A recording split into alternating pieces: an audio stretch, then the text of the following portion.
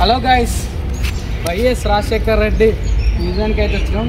ఈ మ్యూజియంలో మమ్మీ అవుతుంది, మమ్మీని అయితే చూద్దాం. చలో.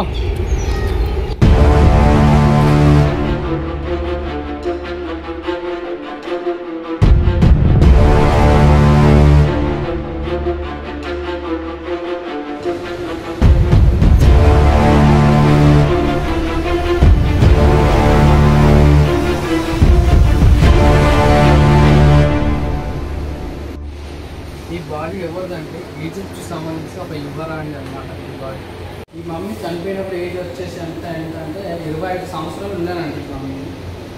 ఈయన ఎట్లా వచ్చిందంటే నిజాం గిఫ్ట్ లెక్క తీసుకొని వచ్చిందంట. నాకు అంటే ప్యాకేజ్ వెళ్ళదు.